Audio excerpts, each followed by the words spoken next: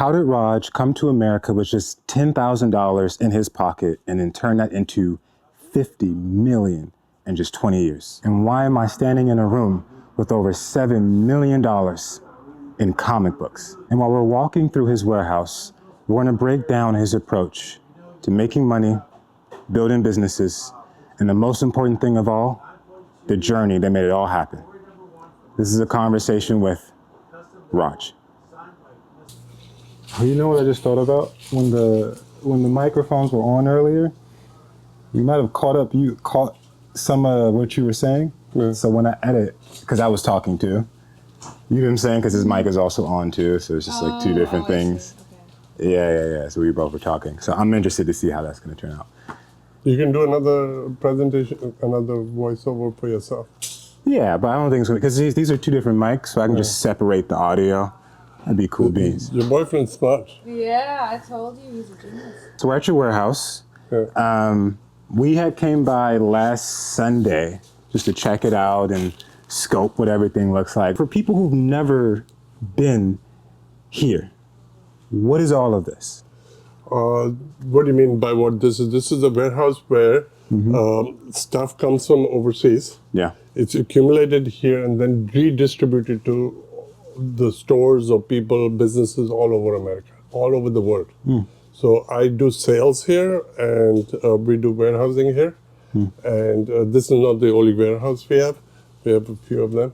Yeah. And so everything gets collected here. We do clearance, and if we sold to a big box store, we would do custom clearance, whatever, holding it.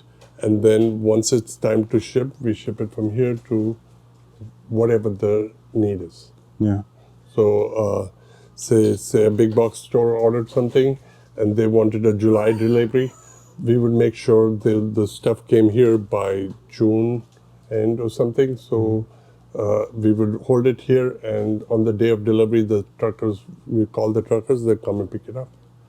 And this is a multifaceted warehouse where it could be a clothing business, it could be a comic business, it could be a furniture business or whatever, but everything is here. Yeah. So on this location, I work out of this location. The other locations are mostly just warehouses, and we just keep them locked, or some people are working off them, but no decision making happens there. You mentioned how this is like, in many ways, this is a warehouse that molds and shifts depending on The need. And just first glance, even just behind you, there's so many like items, right? So can you just tell me a bit about what's behind you and why that's significant to the entire operation? So this warehouse probably holds about 1 million pieces of garments. 1 million pieces. 1 million pieces. Maybe more. So this warehouse has, say a big box store ordered 40,000 pieces of our order. Yeah. And we do production for 50,000, 60,000 pieces, because as a company, we back it up with, if they want to reorder it or something, we back it up with more production, or the factory keeps making stuff. So the neat thing about my business is we do production and send it on a weekly basis. We don't we mass produce, but our factory is continuously making stuff while we're continuously selling it. So the day the need stops, the factory is still making it. Yeah. So then this overstock comes and sits here, which Okay. sells over time. Okay. That makes sense. So we want to give a quick turnover to our customer. So if something is made on Monday, it's finished being made on Monday. By Friday, it's in America. Yeah, it's in America. I left it and we get it here, and the factory in India keeps making stuff. And while they're making stuff, we monitor how much the demand is. So if the demand falls off, we stop production.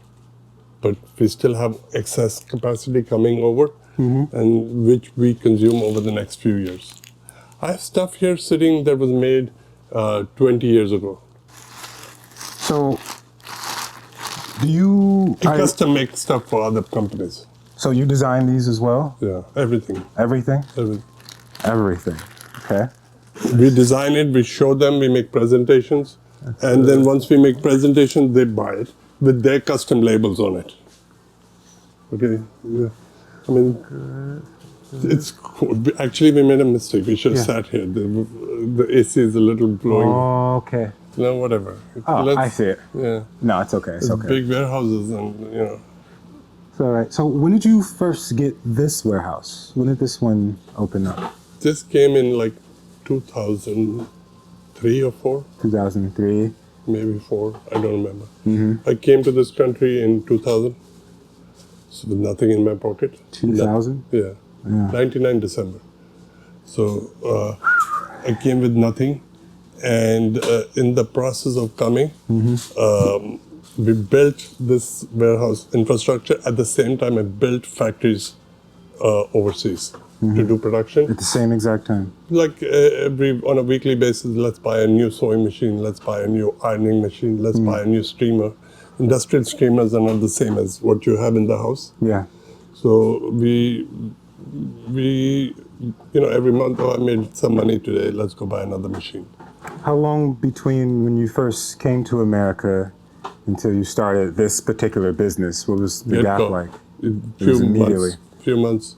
Wow. And it was profitable from the first day. From the beginning. First day.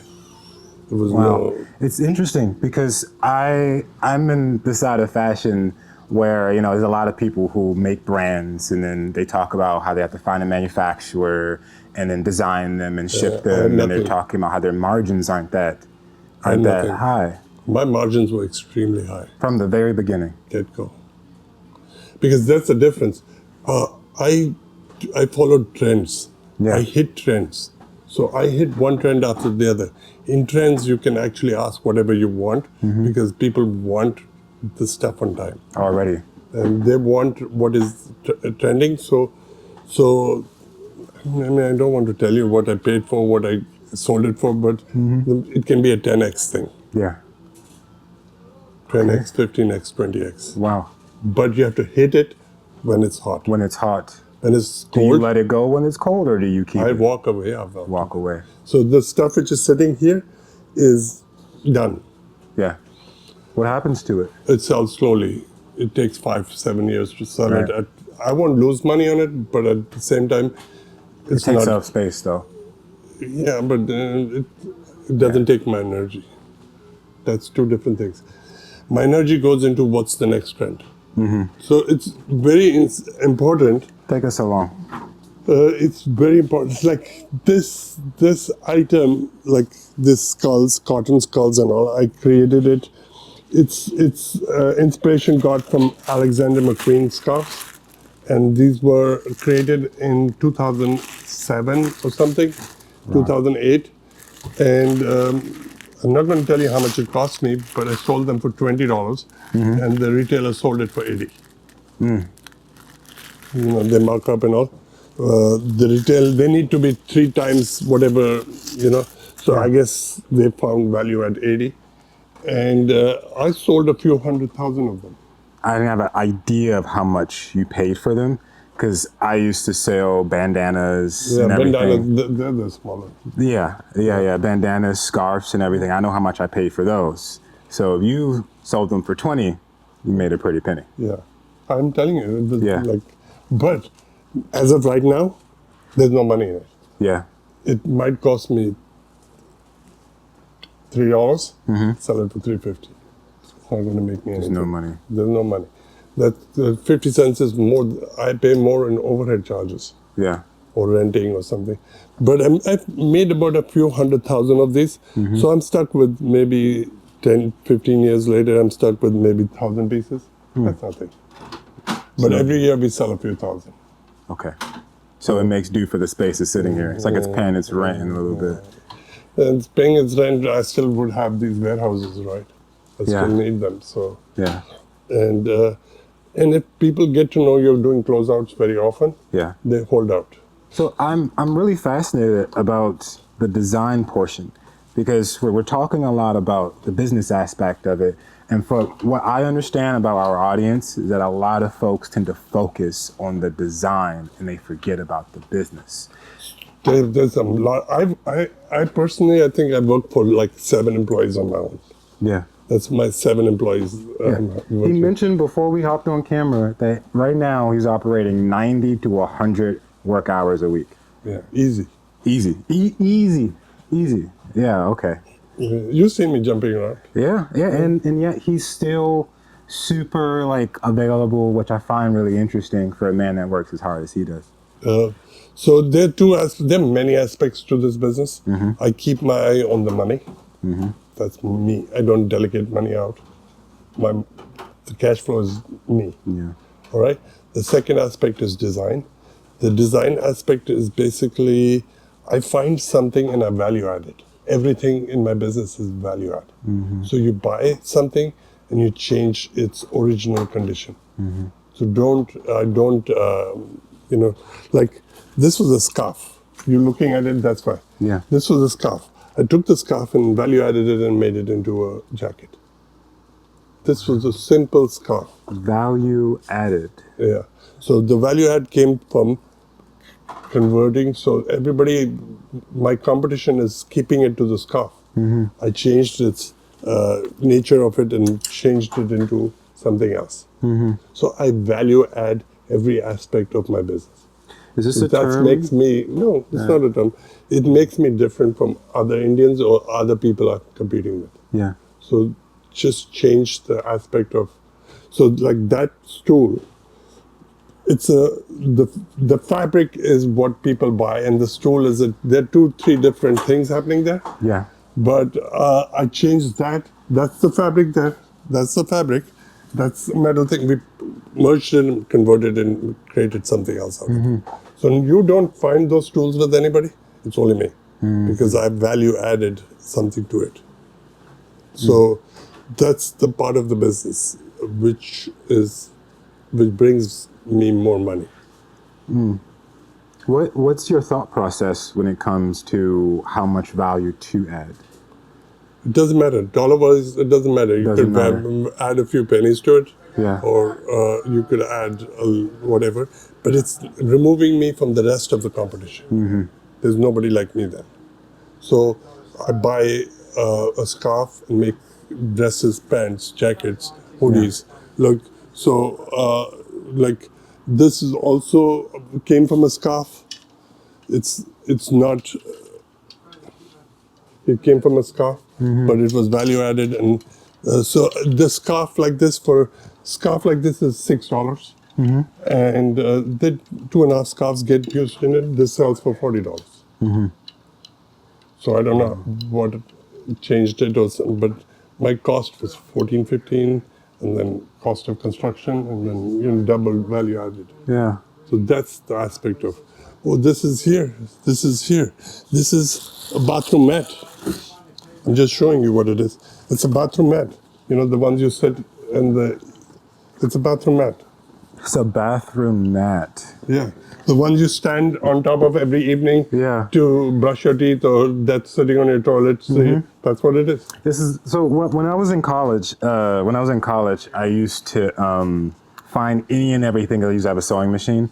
Find any and everything to make something out of. I made a bag from like a bunch of bandanas that I got from Amazon. Got a bunch of them for like $2. Made a whole tote bag and I sold it for $60. Yeah, and funny enough, and also you take this out and it's raining, it absorbs the water. You know? It's a bathroom mat. It's a beach bag. Yeah. It becomes everything. It's a universally.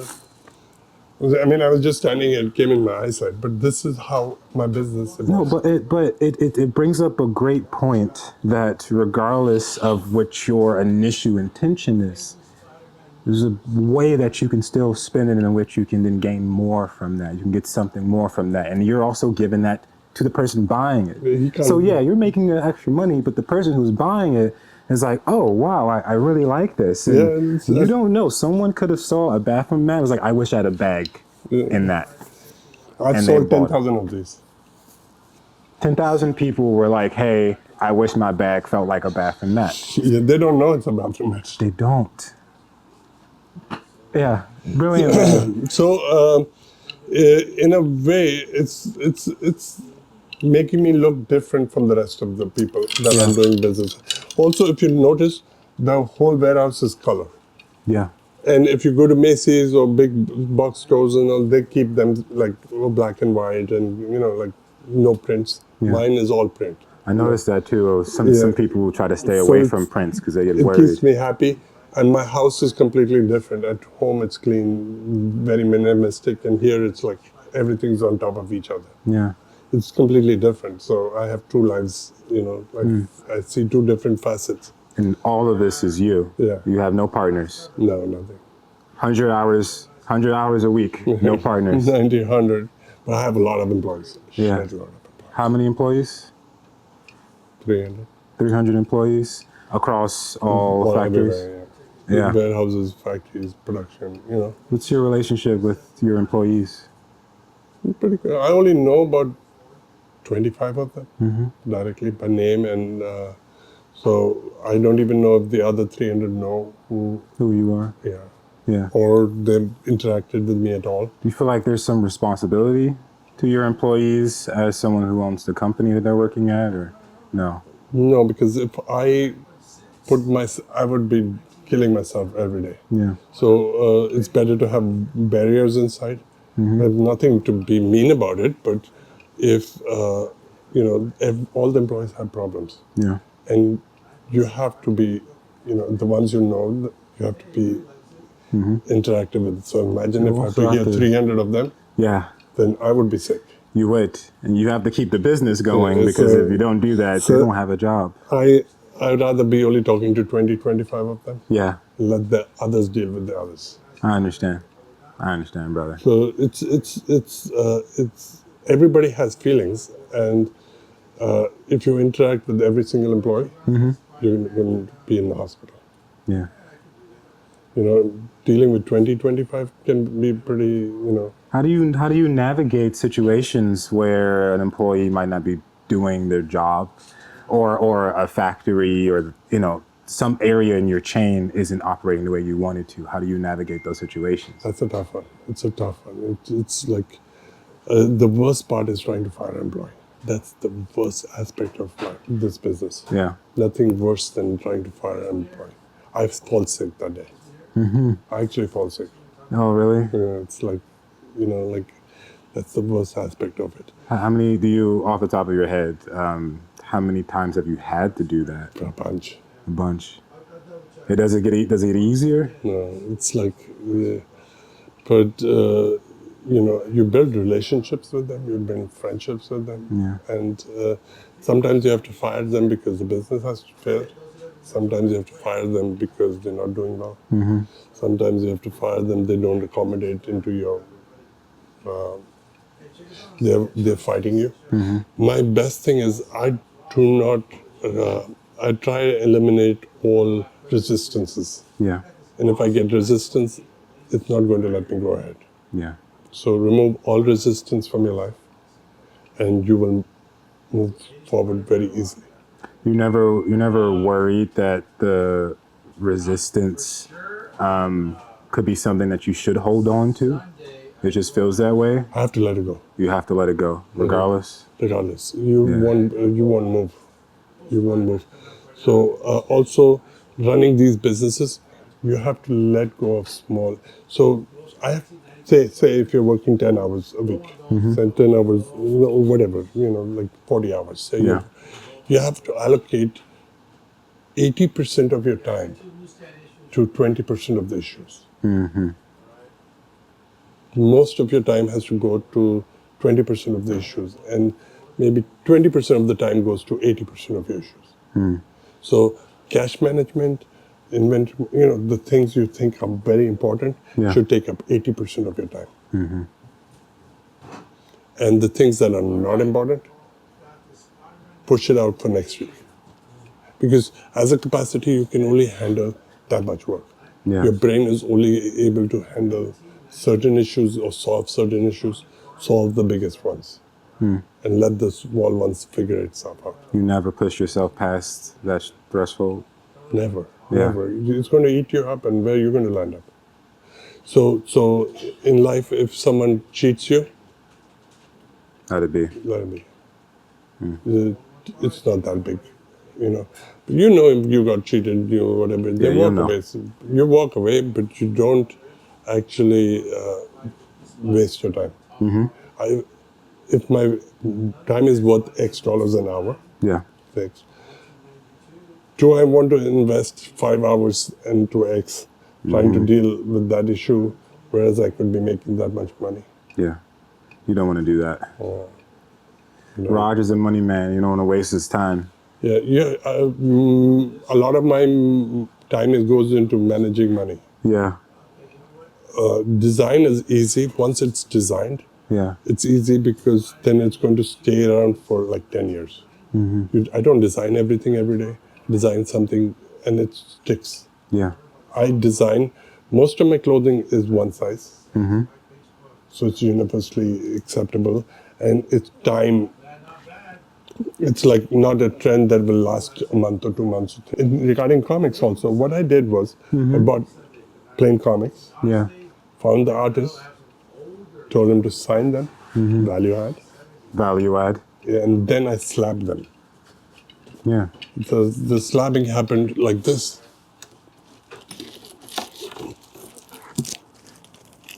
So this comic is not a high grade. It's actually a very high grade in this category. So this, he signed it. Yeah. And then I sent it to CGC to slab it. And then the comic like this is like $50. But after I've done all the work, it's like $300. Packaging. And then people want it. So it started off as $50. Yeah. Then you got it signed by the artist, Yeah. and then you got it certified, Yeah. and now it's worth $300. And it took a 6-month process to do all this. 6 months. And how many of these did you buy all at once? 10,000.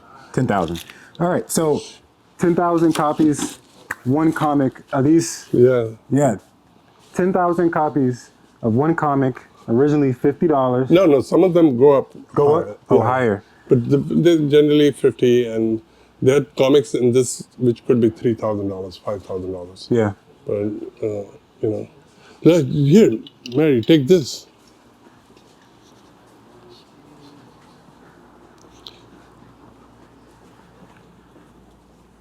See?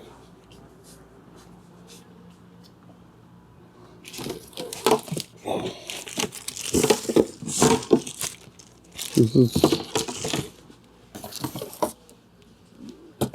So this was like a $200 comic, or $100 comic, and value add is 500. Once the packaging is done. I love that value added. That's all it is. I love that. Yeah. Yeah, because originally before you found it, it was worth nowhere near how much after you added the value. Yes. See? It's like the same comic again and again and again. I have like hundreds of them.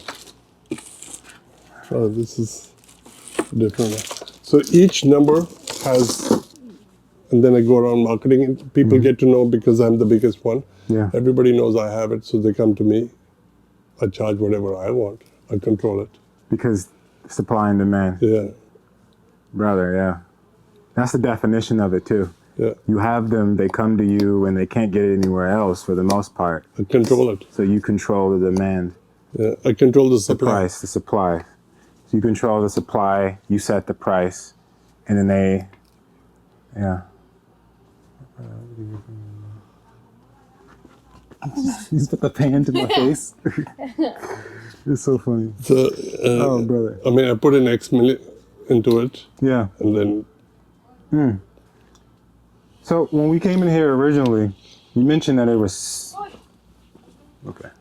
You mentioned that all the comics here, roughly a little bit over $7 million, yeah. right? So and you've been in the business of being an entrepreneur for, at this point, it seems like majority of your life. From day one. From day one.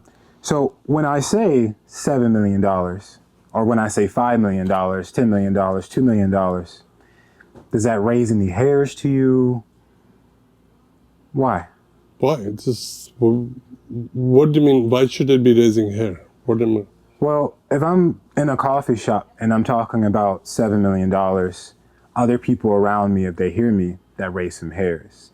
If I'm telling someone, hey, I'm doing this interview with Raj, who, has been able to accumulate a little bit over $60 million, it raised some hairs. I don't know if I cannot say numbers. But I know. But when it comes to you, someone, again, who's been an entrepreneur for a long time, the amount of money does not raise any hairs anymore.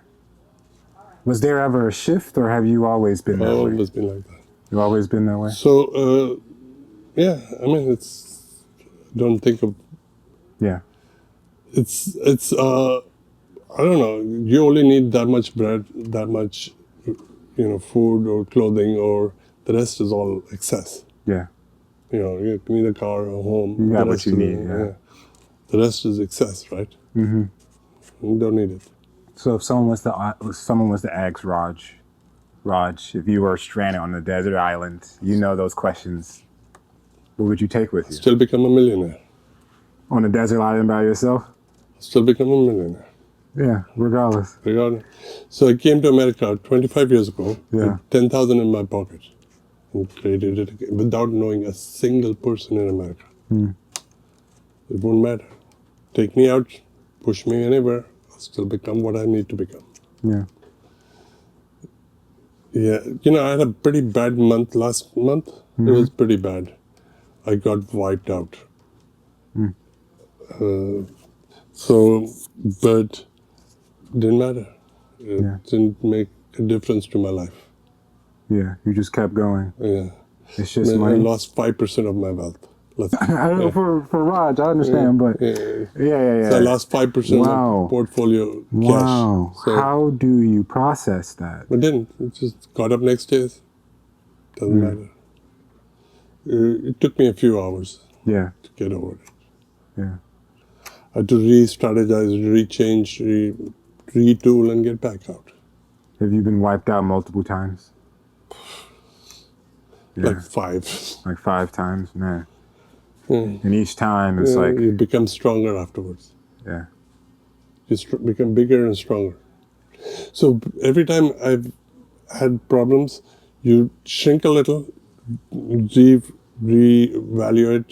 reassess, and re-strategize and become bigger. Yeah.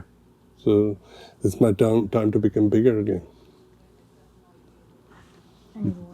Sorry, I was going to cut there. There's on this thing. water in the fridge, completed for the last 6 months. Once it's complete, it's priceless, literally priceless. This is 144 of these slabs. Once they come together, not one person has been able to put it together yet in the world. Oh, really? I'm the closest that's, And you just started 48 months. yeah. And I'm out the to closest that's, I'm waiting for it. What are you missing? About 10 different ones, only because they're not possible for it to get it. I keep sending it to CGC to get it graded. It doesn't come back as a 9.8. Oh. Because the comics are 25 years old. They are not to the best of conditions. Yeah. Nobody has them. I have a spreadsheet of how many exist and all. None. Nobody has them. I can't even buy it open market because they don't exist. We need to let Raj go do some work. Like he said, he's been working 100 hours, and I don't want to take up too much more of his time. This has been Antonio Hardy with ACW, a conversation with Raj. Appreciate you for coming, and remember, anything is possible with the right support. Thank you.